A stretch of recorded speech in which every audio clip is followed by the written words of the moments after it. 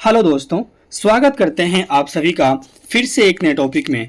आज के इस टॉपिक में हम बात करने वाले हैं डॉक्टर रैकवेक द्वारा बनाई गई होम्योपैथिक मेडिसिन के ऊपर।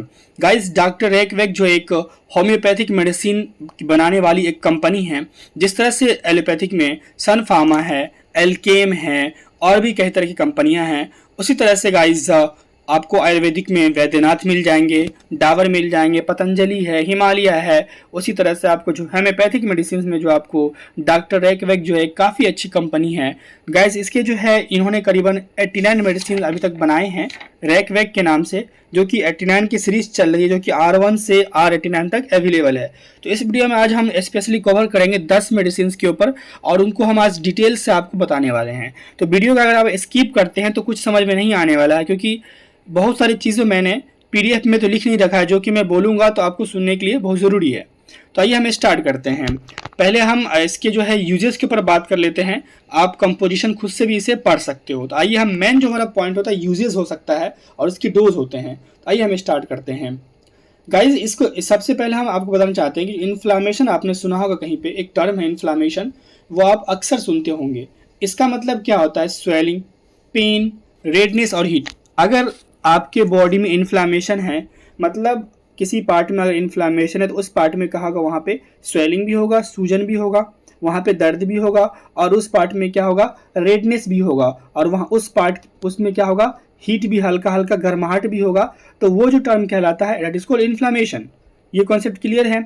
और आप कैसे पहचानोगे कि हमारे बॉडी के पार्ट में इन्फ्लामेशन है? तो गाइज, अगर वो बॉडी है और उस बॉडी के पार्ट में लास्ट में क्या लगा होता है? आइटिस लगा होता है, तो आप पहचान जाओगे कि वो उसमें क्या हो रहा है? इन्फ्लामेशन हो रहा है। जैसे कि एग्जांपल में आप देख सकते हो, मेनिंजाइटिस है, फेरेंजाइटिस है, टॉन्सिलाइटिस है। तो इसके लास्ट में क्या आपको गाइस आइटिस लगा हुआ, मतलब कि इस बॉडी पार्ट में क्या आपको इन्फ्लामेशन है। समझ में आ रहा है गाइस आपको?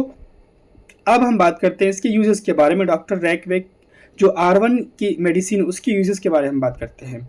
तो पहला गाइस हमारा यूज है गाइस, रिक्वेस्ट है कि आप वीडियो को स्किप बिल्कुल ना करें गाइस, पूरा वीडियो देखें। मेनिंजाइटिस। गाइस, मेनिंजाइटिस क्या होता है? ब्रेन और आपका जो स्पाइनल कोड है उसमें इन्फेक्शन होना। नहीं समझ में आया? अच्छे से समझाता हूँ। मस्तिष्क जानते हैं आप, ब्रेन, और जो आपकी रीढ़ की हड्डी है गाइस, उसको एक मेम्ब्रेन ढकती है।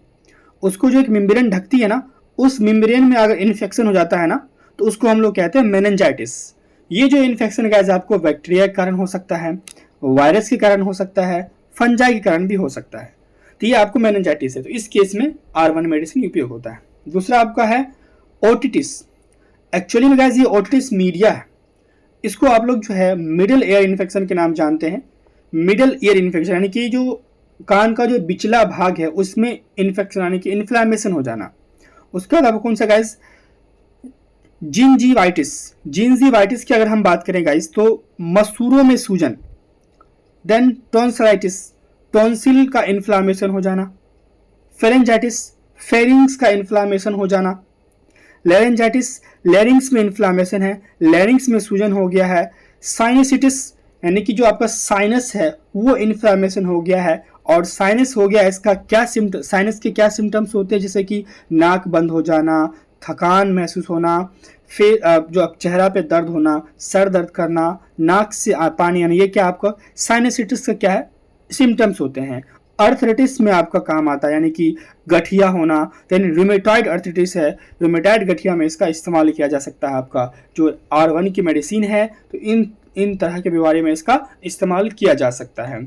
आइए इसके अब हम खुराक के बारे में बात करते हैं, क्या इसके डोज हो सकते हैं। तो गाइस, इसके खुराक को आप सही से देखना।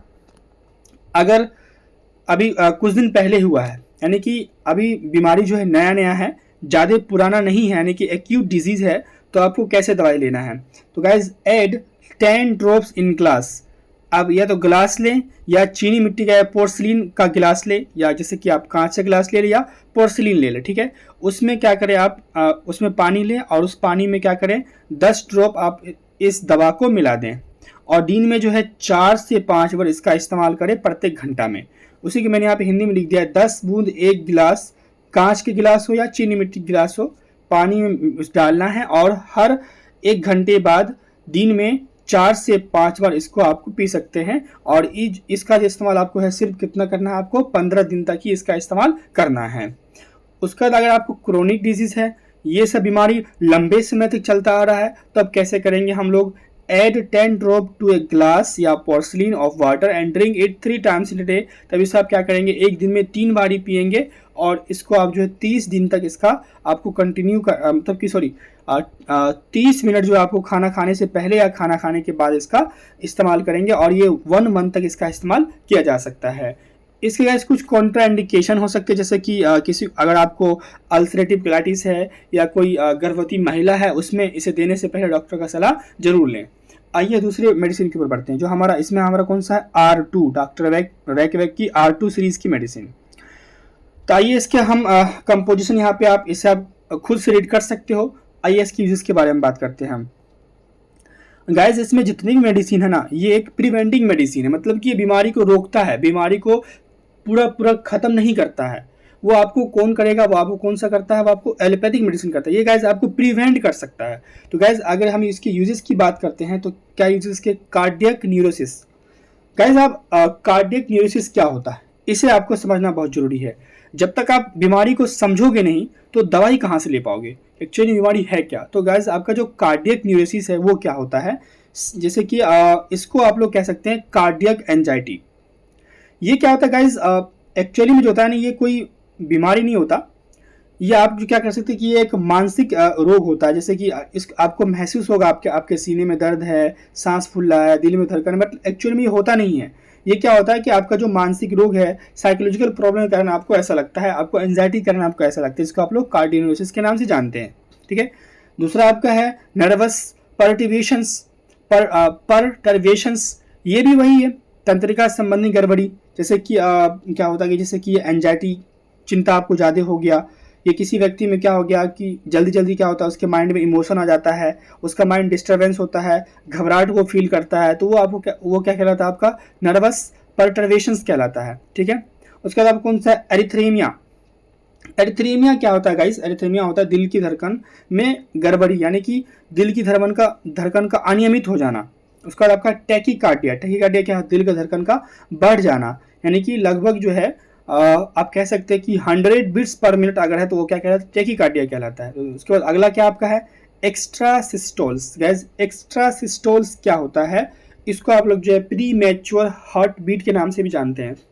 अब प्री मैच्योर हार्ट बीट क्या होता है, मतलब कि जो हार्ट बीट जिस समय पे होना चाहिए उससे पहले हो रहा है, यानी कि जो उसका सही टाइम है धड़कने का दिल का उससे पहले हो रहा है, उसको हम लोग क्या कहते हैं, एक्स्ट्रा सिस्टोल्स कहते हैं। then उसके बाद आपका है हार्ट का संकुचन हो जाना, उसके बाद एंजाइना पेक्टोरिस यानी कि सीने में दर्द होना। उसका आपका अगला क्या है, कोरोनरी इंसफिशियंसीज। गाइस कोरोनरी इंसफिशियंसीज क्या होता है, इसको आप लोग जो है कोरोनरी आर्टरी डिजीज के नाम से भी जानते हैं, या आप कह सकते हैं कि हार्ट का ब्लॉकेज होना। इसमें क्या होता है गाइस, इसे आप समझिए, जो आपका कोरोनरी का जो इनसफिशियंसीज होता है, यानी कोरोनरी अपर्याप्तता होता है, ये आपका क्या है, ये आपका गैस क्या है, जो आपके हार्ट के अंदर जो ब्लड वेजल्स होते हैं ना, वो नैरो हो जाते हैं और ब्लॉक्ड हो जाते हैं, जिससे क्या होता है कि जो ऑक्सीजन का सप्लाई होता है ब्लड से हार्ट के अंदर वो थोड़ा कम हो जाता है, स्लो हो जाता है। ठीक है गाइस, तो इन सब बीमारी में जो आप जो R2 की जो मेडिसिन है वो इस्तेमाल किया जा सकता है।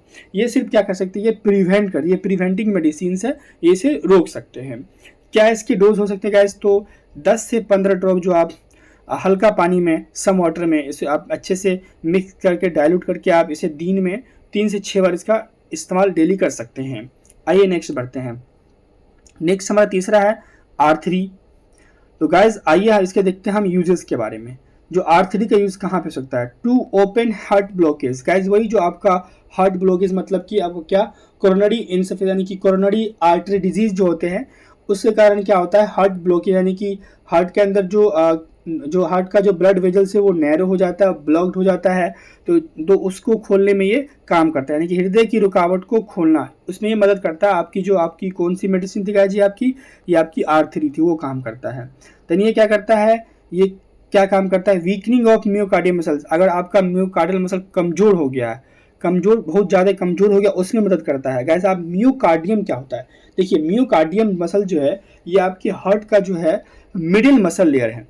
आपके हार्ट के अंदर जो मसल है आपका, ये कौन सा है, मिडिल मसल लेयर होता है।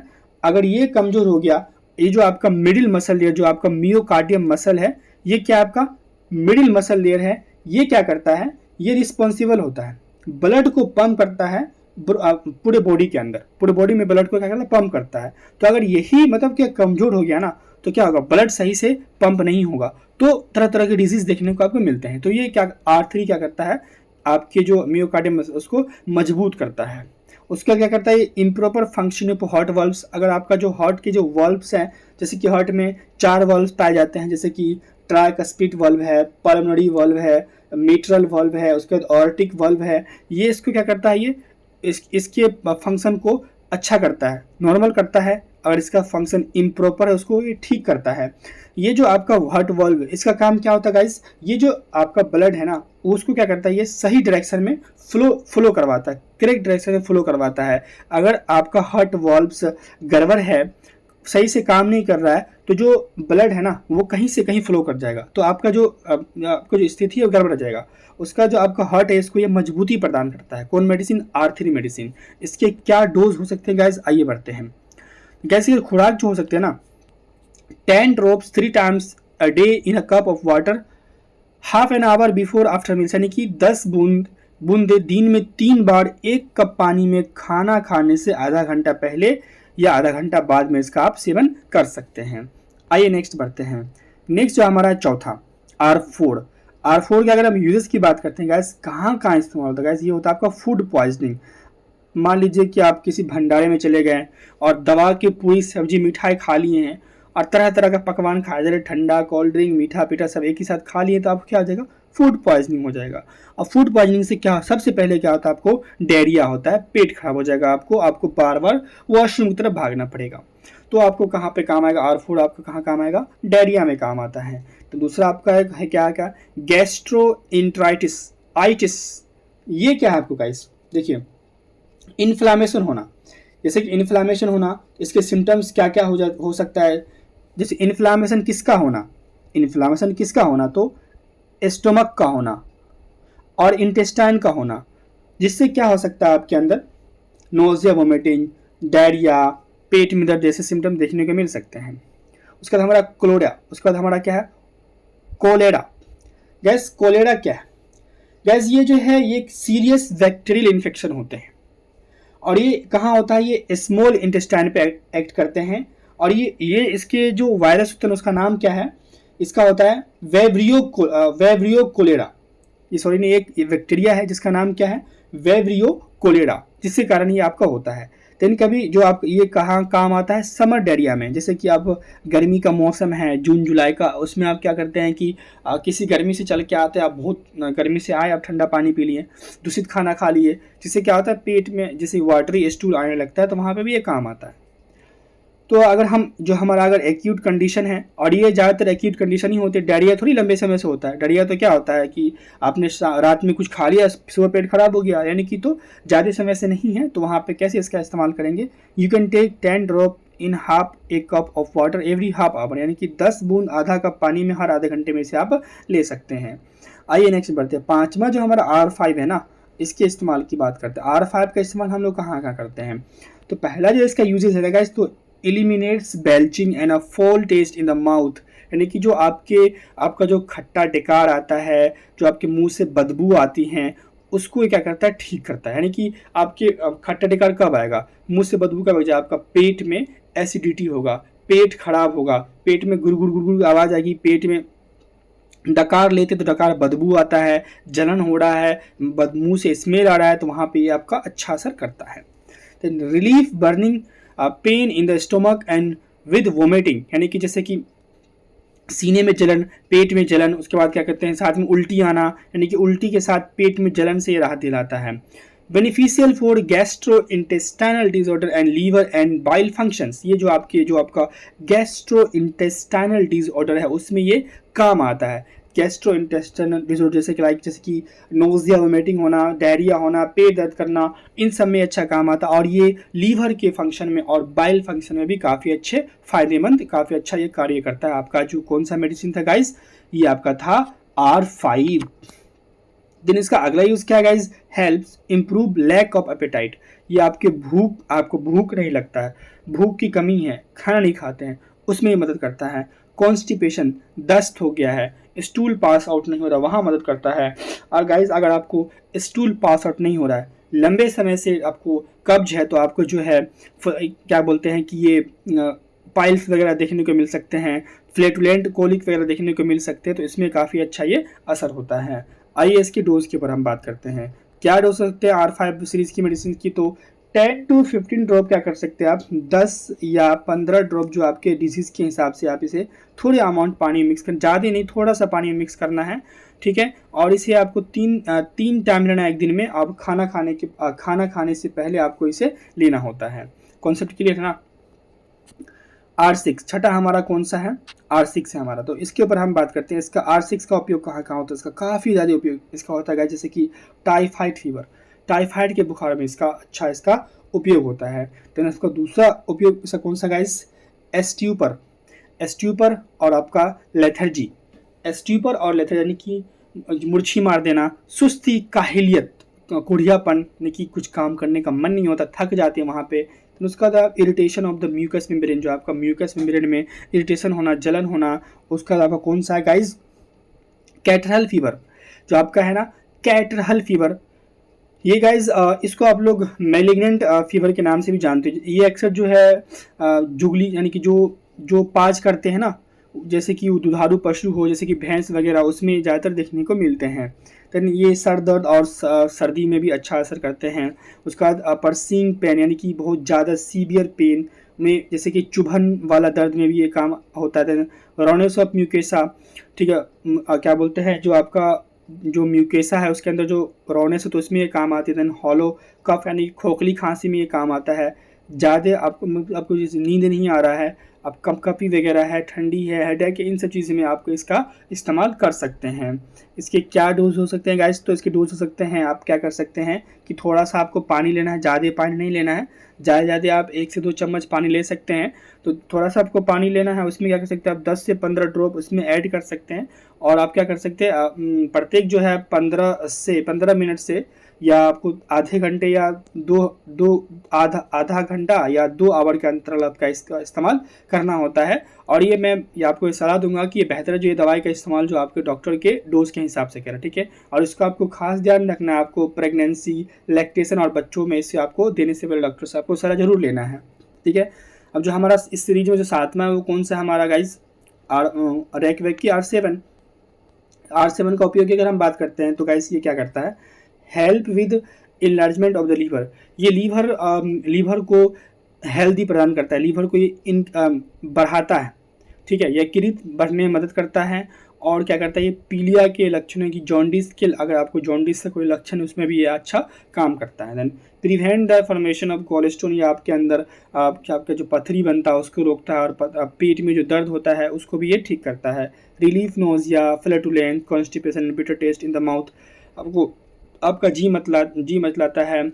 उसका क्या कहता है, कब्ज हो गया है, बीटर टेस्ट, आपके मुंह से बदबू टेस्ट रहा है, उसमें भी ये आपका ये मदद करता है। Then helps alleviate liver constructions and congestion, यानी कि यकृत का सिकुड़न और जमाव को कम करने में ये मदद करता है। तो आइए इसके डोज के ऊपर हम बात करते हैं। क्या इसके खुराक होते हैं इस दवाई के, तो 10 to 15 यानी कि 10 से 15 ड्रॉप आपको क्या करना है, थोड़े से पानी में लेना है। और आपको खाना खाने से पहले दिन में इसका 3 बार इसका इस्तेमाल करना है। If no improvement occur after 2 weeks, अगर आप इस दवा को 2 हफ्ते तक ले रहे हैं कंटिन्यू, फिर भी अगर आपको कोई इम्प्रूवमेंट नहीं आया तो आप 10 से 15 ड्रॉप जो आप इसे दिन में 4 से 6 बार ले सकते हैं। इसका इस्तेमाल आप कर सकते हैं जब तक कि आपको इम्प्रूवमेंट ना हो। उसका हमारा कौन सा है, R8। तो अगर हम इसके यूजेस की बात करते हैं गाइस, तो इसका क्या उपयोग हो सकता है, हमारा जो R8 है ना, तो ये आपका हो सकता है कफ, खांसी में इसका अच्छा इफेक्ट देखा गया है। तो द कफ सिरप, ये जो आपका जो R8 है, ये हेल्प करता है प्रोवाइड रिलीफ फ्रॉम वायलेंट कफ, यानी कि ये तेज खांसी से राहत दिलाने में मदद करती है R8। It may aid in reducing dry cough, ये हेल्प करता है ड्राई कफ, सूखी खांसी को ठीक करने में। The accumulation of mucus in the throat, और क्या करते हैं कि जो हमारे गले के अंदर जो म्यूकस का जो एक्युमुलेशन हो गया, जमाव हो गया, उसको भी ये क्या करता है, रिड्यूस करता है, कम करता है। ठीक है, उसके बाद it can be effective for the violent attack of the convulsive cough with choking fit.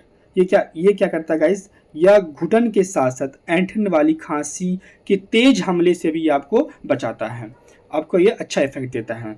क्या इसके डोज हो सकते हैं गाइस, तो अगर हम बात करते हैं एडल्ट और चिल्ड्रेन, जो वयस्क आदमी है और बच्चों में अगर हम बात करें जिसका 13 साल से अधिक उम्र है, वो आप क्या कर सकते हैं 1 टी स्पूनफुल इसका इस्तेमाल कर सकते हैं। बच्चे अगर 5 से 12 साल के एज के अंतराल है, वो आपको 1/2 यानी कि हाफ टी स्पूनफुल इसका इस्तेमाल कर सकते हैं। अगर बच्चे जो 2 से 5 साल के, वो 1/4 टी स्पूनफुल इस्तेमाल कर सकते हैं। और इन सभी एज में जो आपको 3 से 5 बार आप दिन में इसका इस्तेमाल किया जा सकता है। आइए हम देखते हैं इसका जो नमा है, रेकवेक की जो नमी सीरीज है, ये भी एक कफ ड्रॉप है गाइस। तो इसका जो हम इस्तेमाल की बात करते हैं ना, तो ये कफ ड्रॉप है, नाम समझ में आ रहा है आपको। तो ये कहाँ पे इसका इस्तेमाल होता है, help relief harsh and dry cough with pain in the chest. ये क्या करता है, छाती में दर्द के साथ कठोर और सूखी खांसी से राहत आपको दिलाता है। Improve convulsive cough, catarrh and hoarseness in the throat, गले में ऐंठन वाली खांसी, जुकाम और स्वर बैठने जैसी समस्याओं को ये ठीक करता है। Useful for spasmodic cough and viscous mucus, ये ऐंठन वाली खांसी, चिपचिपे वाला बलगम जैसे खांसी में आपका उपयोग करता है। Work as an expectorant to help prevent accumulation of mucus, ये क्या करता है, जो एक्सपेक्टोरेंट है, एक्सपेक्टोरेंट क्या करता है, चीज़ों को बाहर निकालता है, तो ये एक्सपेक्टोरेंट की तरह काम करता है, बलगम के संचय को रोकने में मदद करता है आपका। ठीक है गाइस, आइए इसके हम यूज़ की बात करते हैं, सॉरी इसके डोज की अगर हम बात करते हैं तो क्या इसके डोज हो सकते हैं R9 के, तो 10 drops in some water every hours for 2 to 3, मतलब कि इसके 2 से 3 दिन आपको इसको यूज़ करना है। प्रत्येक घंटा आप 10 ड्रॉप पानी मिला के इसका आप इस्तेमाल कर सकते हैं। अब इस लिस्ट में जो हमारा लास्ट है वो कौन सा है, हमारा R10 की, इसको आप लोग कह सकते हैं क्लाइमैक्टेरिक ड्रॉप। आइए इसके इस्तेमाल की हम बात करते हैं गाइस, तो गाइस सबसे पहले इसका इस्तेमाल कहाँ पे हमारा है, क्लाइमैक्टेरिक कंप्लेंट्स। गैस ये क्लाइमैक्टेरिक कंप्लेंट्स ये एक्चुअली में होता क्या है, तो क्लाइमैक्टेरिक मतलब कि एक कंडीशन है जो कि फीमेल्स में आता है, जिसको आप लोग मीनोपॉज कंडीशन के नाम जानते हैं। मीनोपॉज कब आता है, जब फीमेल्स के अंदर फर्टिलिटी और सेक्सुअल एक्टिविटी की जो इच्छाएं होती है वो कम हो जाती है, ख़त्म हो जाती है, वहाँ पे इसका अच्छा इस्तेमाल होता है। मीनोपॉज कंडीशन में ज़्यादा पेन होते हैं, देन फ्लैशेस ऑफ हीट, उसके बाद जो है अटैक ऑफ पर्सपायरेशन यानी कि पसीना आना, शारीरिक कमजोरी है, डिप्रेशन है, इरेगुलर मेंस्ट्रुएशन है, अनियमित मासिक धर्म है, साइकिक एक्सक्यूशन से मानसिक थकावट जैसे बीमारी में इसका आप इस्तेमाल कर सकते हैं। इसके क्या डोज हो सकते हैं, इसे आप 10 से 15 ड्रॉप पानी में मिलाकर आप इसे 2 से 3 टाइम्स आप इसे 2 से 3 टाइम दिन में इसका इस्तेमाल कर सकते हैं अपने डिजीज़ के हिसाब से। तो गाइज ये जो थी आपकी डॉक्टर रेकवेग, एक होम्योपैथिक मेडिसिन्स बनाने वाली कंपनी है, जिनको मैंने बताया कि इसका जो है इसका जो गाइज R1 से लेके R89 तक सीरीज़ की लगभग मेडिसिन है, जिसमें से मैंने यहाँ पे आपको करीबन 10 मेडिसिन के ऊपर डिस्कस किया है गाइज। तो गाइज ये अगर वीडियो आपको पसंद आया है तो वीडियो को जरूर शेयर करें। अगर आप इस चैनल पे नए हैं जरूर सब्सक्राइब करें, ताकि आपको इस तरह का मेडिसिन का वीडियो आपको नोटिफिकेशन मिलता रहे। गाइज मिलते हैं फिर से एक नए टॉपिक के साथ, तब तक आपका बहुत बहुत धन्यवाद।